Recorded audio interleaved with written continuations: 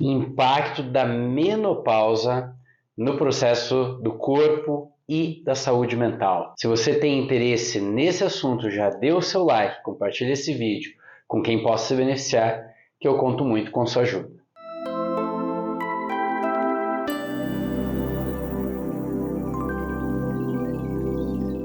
Menopausa, pessoal. Menopausa, um importante momento no ciclo de vida das mulheres, e não só a menopausa em si, mas o próprio climatério ou a perimenopausa, aqueles anos que antecedem a própria menopausa.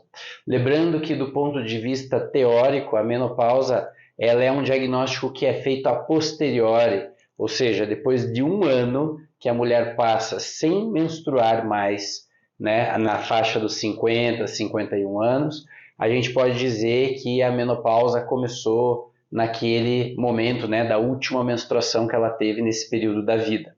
Ou seja, a gente sempre olha para trás. No entanto, a gente precisa ter uma compreensão de que a menopausa ela não é considerada uma doença em si, mas é uma situação catastrófica para a saúde da mulher. Ou seja, se a gente quer ter um olhar preventivo, se a gente quer evitar usar medicamentos no futuro, medicamentos para pressão alta, para diabetes, para emagrecimento, para uma miríade de doenças crônicas, a gente precisa tratar bem essa situação do climatério e da perimenopausa.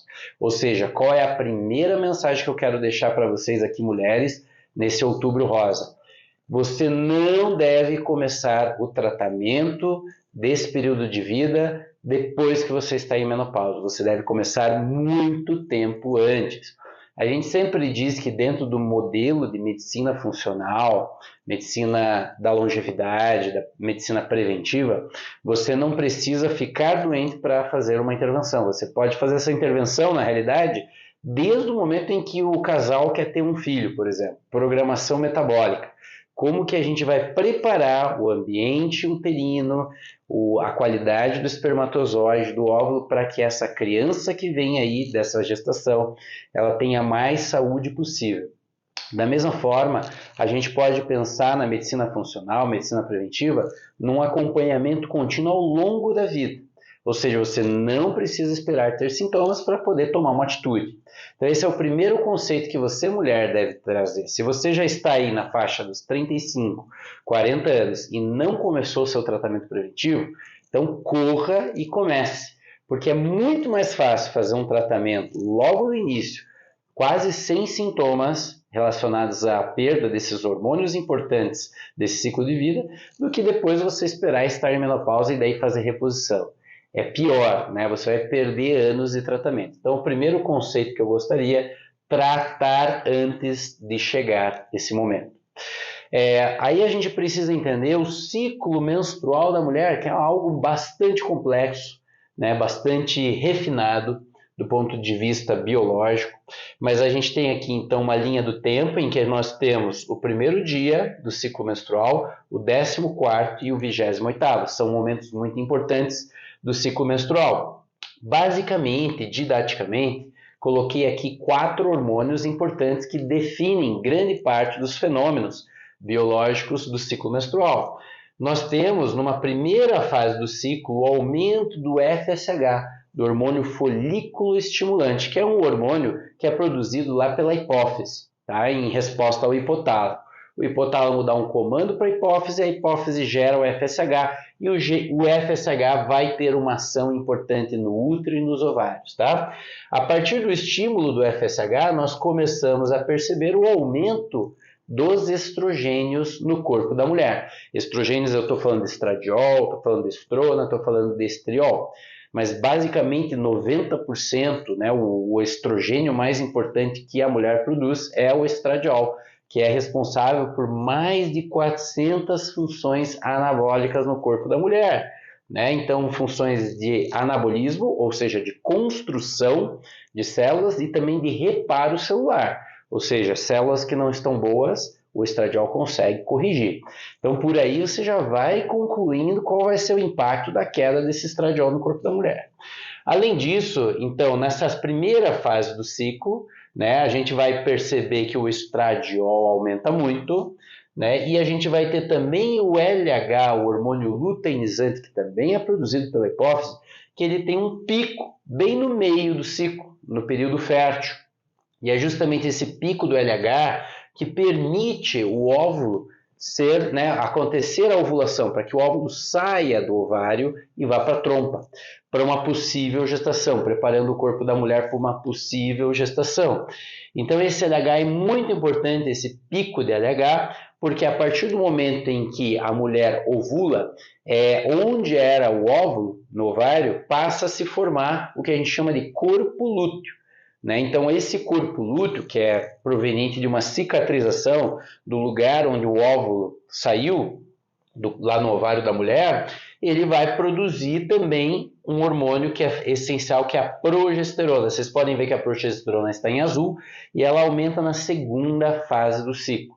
Ou seja, existe aí uma orquestração de hormônios no ciclo menstrual. E quando isso tudo está funcionando assim, dessa maneira, a mulher tem um ciclo bonitinho, uma vez a cada 28 dias, respeitando as fases da lua. Geralmente o fluxo é 3, 4, 5 dias. Não existe dor, não existe TPM, não existe excesso de inchaço. Simplesmente existe uma harmonização entre essa alquimia dos hormônios aqui no ciclo menstrual.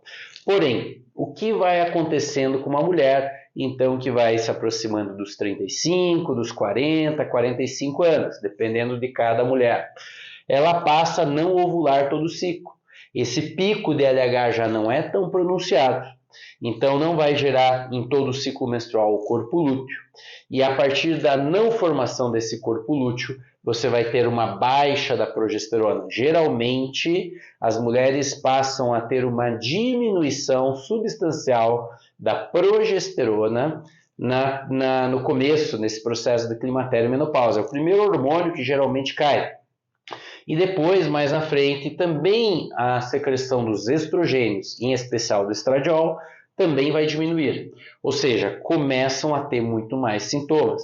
Quando a mulher para de produzir o estradiol, ela já entrou no processo de menopausa, não tem sangramento, não tem menstruação. Mas a mulher, com a diminuição da progesterona, ela continua tendo ciclos menstruais, mas começam a acontecer sintomas, começam a acontecer fenômenos no corpo desse processo, né, dessa secreção que não está mais no normal, já está diminuído, tá? Então, quando a gente vai olhar em relação aos sintomas que podem acontecer nesse período, sintomas físicos e mentais, vamos falar de alguns aqui, ó. Por exemplo, a mulher pode ter uma menstruação maior do que uma vez por mês. O normal é uma vez por mês. Mas quando a mulher, nesse período, nessa idade, dos 35 em diante, começa a ter, eu menstruei, daqui 10 dias tive mais um pouquinho de borrinha, daqui a pouco tive mais uma semana, tive mais um sangramento. O que é isso? Isso tudo tem a ver com a baixa da progesterona, nesse descompasso que vai acontecendo entre baixar a progesterona e aumentar muito o estradiol. Então, proporcionalmente, o estradiol aumenta muito nessa fase em relação à progesterona. E aí também a gente vai ter mais dor nas pernas, dor de cabeça, inchaços, isso tudo pela carência de progesterona. Olha como a progesterona ela é importante para o corpo da mulher. Fogachos, sudorese, tremores. Por quê? Porque esses hormônios eles têm receptores hipotalâmicos. Nós sabemos que o hipotálamo, aquela região cerebral, é responsável pelo equilíbrio da temperatura no nosso corpo. No momento em que a mulher começa a ter um descompasso, um excesso de estradiol em proporção à progesterona, ela passa a desregular esse centro de temperatura no corpo. Muitas vezes tendo esses processos de fogachos, de ondas de calor, geralmente nessa região do corpo para cima, ascendentes para a cabeça, e aquele desespero. E também a gente vai perceber que toda essa região superior do corpo fica muito mais tensa, fica com muito mais rigidez muscular, né? Então fica tudo mais tenso nessa região, mais bruxismo, são sintomas também perimenopausa.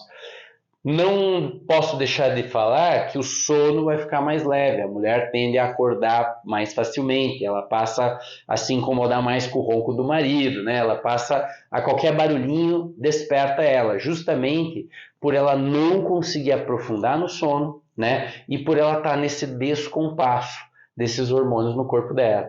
Os cabelos passam a ficar mais secos, as unhas passam a ficar mais quebradiças e fracas, e a pele tende a ficar mais flácida. Por quê? Porque o colágeno é muito importante para que tenha estrutura, matriz subcutânea, para dar firmeza para a pele, pessoal. Nós precisamos da ação dos hormônios. Se os hormônios não estão lá, não vai acontecer essa sustentação e essa síntese de colágeno. Então, muitas vezes não adianta só suplementar colágeno, achando que a suplementação do colágeno vai melhorar o aspecto do envelhecimento da pele.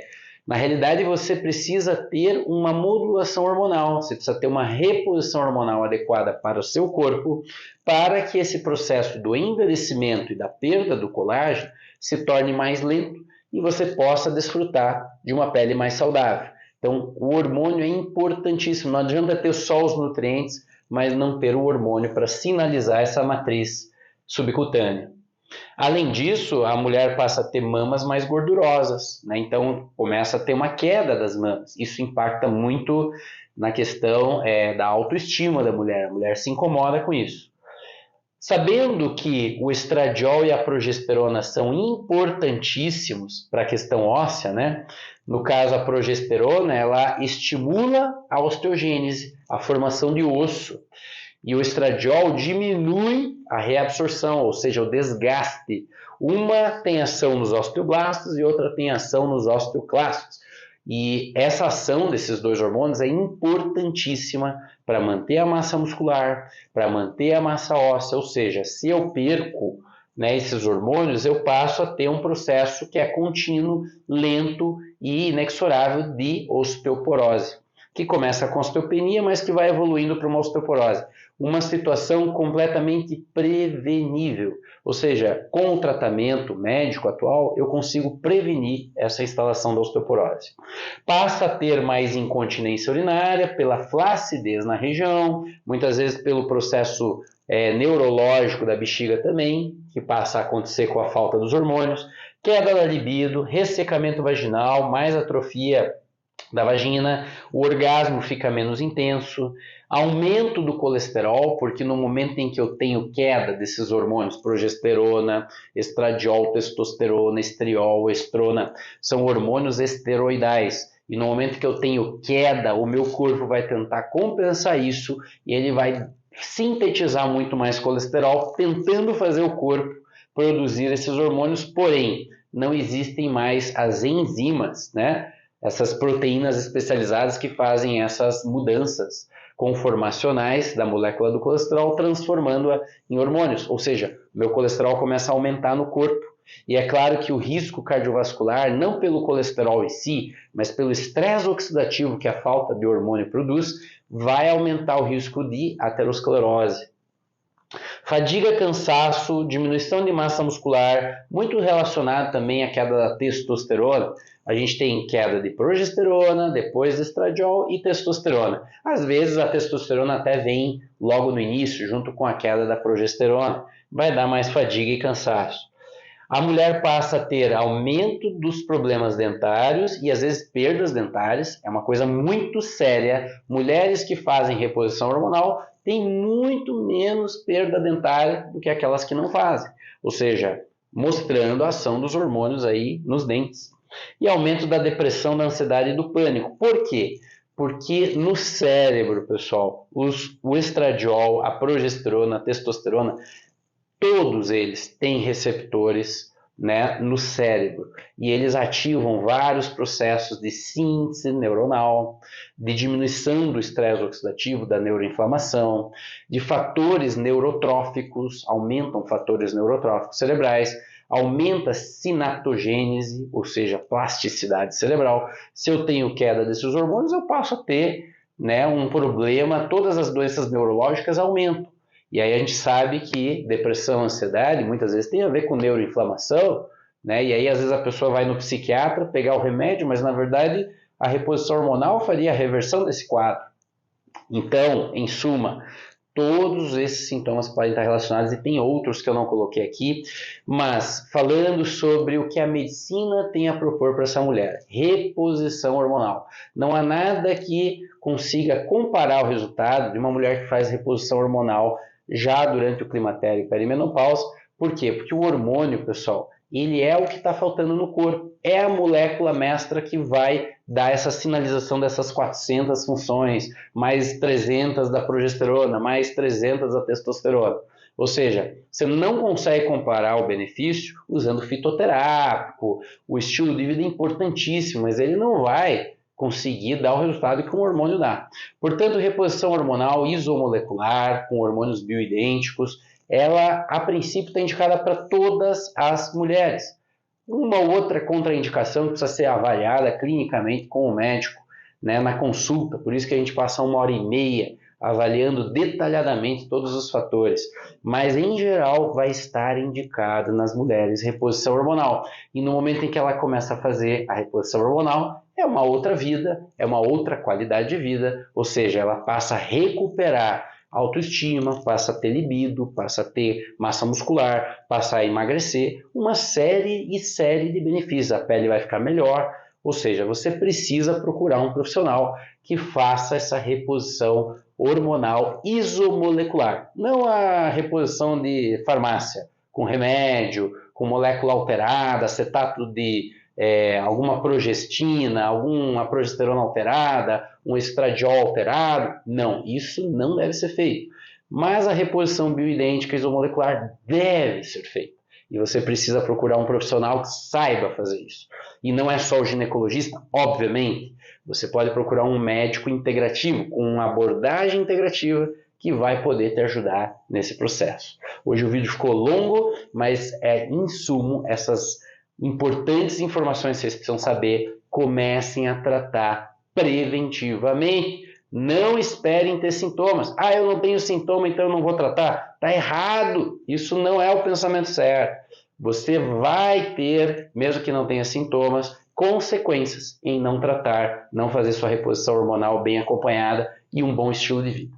Tá bom, pessoal? Então, espero que seja um mês de muito autocuidado e procurem esse tipo de visão para que você possa ter realmente um tratamento médico à sua altura, tá bom? Um abraço, beijo no coração.